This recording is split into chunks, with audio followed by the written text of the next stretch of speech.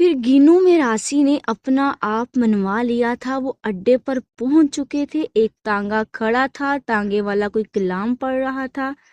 چاند 14ویں رات میں اس کا گہرا سانولا رنگ چمک رہا تھا۔ آنکھیں سرخ تھیں، شاید جگراتے کا اثر تھا۔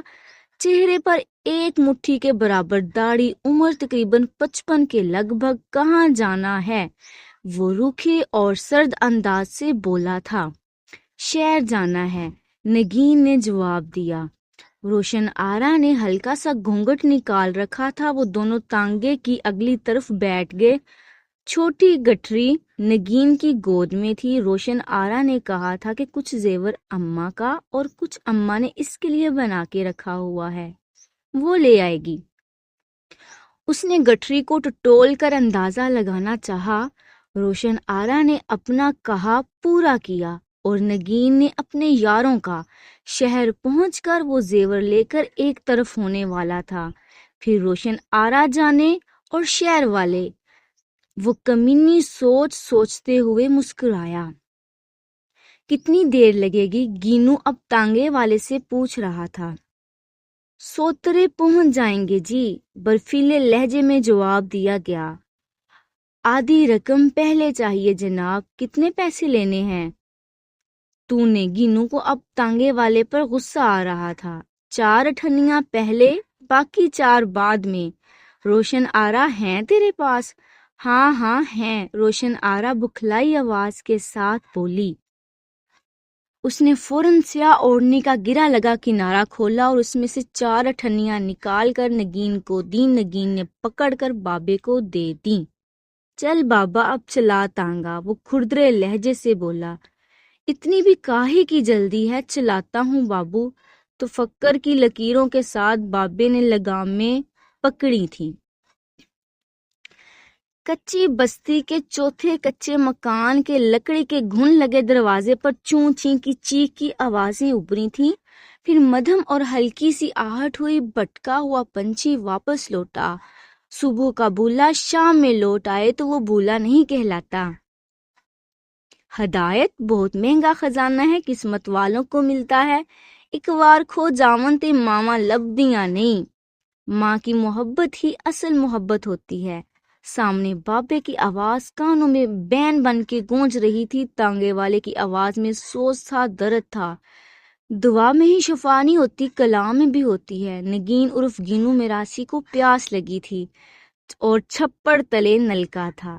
اس نے پانی پینے کے لیے تانگا رکوایا۔ روشن آرا کی آنکھیں بہہ رہی تھیں، سیاہ اوڑھنی گیلی ہو رہی تھی۔ آنسو بھی شفا کے لیے کام کرتے ہیں۔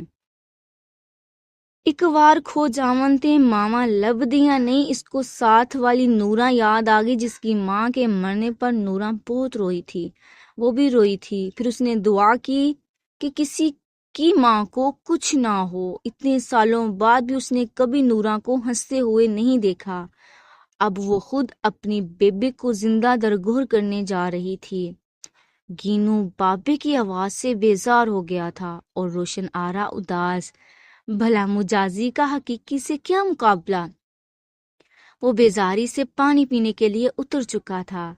زخم بہت جلد دکھتا ہے، مرہم سے بھی دکھ جاتا ہے۔ ماں کی محبت ہی اصل محبت ہوتی ہے۔ بابے نے گینو کی پشت کو دیکھتے ہوئے آہستہ سے کہا۔ وہ مزید بولا، کبھی کبھی لگتا ہے ماں رب سے بھی اتنا پیار نہیں کرتی جتنا وہ اپنی اولاد سے کرتی ہے۔ عبادتیں قضا ہو جاتی ہیں اولاد کی وجہ سے۔ روشن آرا نے ہچکی لی۔ دیکھ میں نے تیرے لیے کیا لیا۔ اس کو بیبے کی یاد آئی۔ روشنی سنہری تاروں والی 7 رنگی چنری ہے۔ اتنے پیسے کہاں سے آئے تیرے پاس؟ وہ سنہری چنری کو دیکھ کر بہت خوش ہوئی تھی۔ اتنے دنوں سے سکے جمع کر رہی تھی، آج پورے ہوئے تو دیتے کی ہٹی مطلب دکان پر گئی۔ سچ بیبے تو مجھ سے اتنا پیار کرتی ہے؟ وہ ان کے گلے لگتے ہوئے بولی۔ کملی جھلی نہ ہوئے تھے۔ بیبی نے اس کے سر پر پیار سے چپت لگائی۔ ماں کو اولاد سے زیادہ عزیز کوئی نہیں ہوتا۔ وہ اپنی جان جوکھوں میں ڈال دیتی ہے اولاد کی خاطر۔ موت کے دہانے پر کھڑی ہو کر اولاد کو جنم دیتی ہے۔ ماں تے دھی ایک گل۔ اولاد کو والدین کا غلام ہونا چاہیے۔ بابے کی آواز پھر اس کے کانوں میں ابھری، اور دور نلکے سے پانی نہیں نکل رہا تھا۔ نگین عرف گینو میراثی کوشش سے بے حال ہو رہا تھا۔ اگر ہم غلام نہیں ہوتے تو کبھی بادشاہ بھی نہیں بن سکتے، اور رب اپنے پسند کے بندوں کو ہی بادشاہ بناتا ہے۔ جا دھیے، واپس لوٹ جا۔ جو تیرے لیے 2 آنے کرایہ نہیں دے سکتا، وہ تیری ساری عمر کا بھار کیسے اٹھائے گا؟ تیسرا پہر، پر نور پہر، رب کے قریب ہونے کا پہر۔ ندامت کا ایک آنسو دیکھ کر رب ہاتھ تھامتا ہے اور بلائی کے رستے پر ڈال دیتا ہے۔ بابا، ٹانگے کا رخ موڑ دے، میں نے گھر جانا ہے۔ بابے کے چہرے پر مسکراہٹ تھی، جیت جانے والی مسکراہٹ۔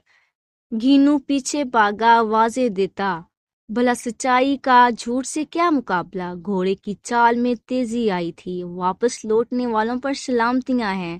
تانگے والے نے اس کو بستی کے شروع میں اتار دیا اور وہ شکریہ ادا کرتے ہوئے آگے بڑھی۔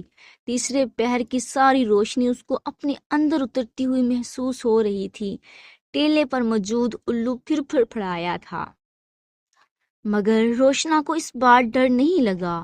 وہ پر اعتماد قدموں سے چلتی ہوئی تہجد گزار ماں کے اٹھنے سے پہلے گھر پہنچی۔ پلیز ہمارے چینل کو سبسکرائب کرنا مت بھولیے گا، اور کہانی کیسی لگی کمنٹ باکس میں بتاتے جائیے گا۔ اللہ حافظ۔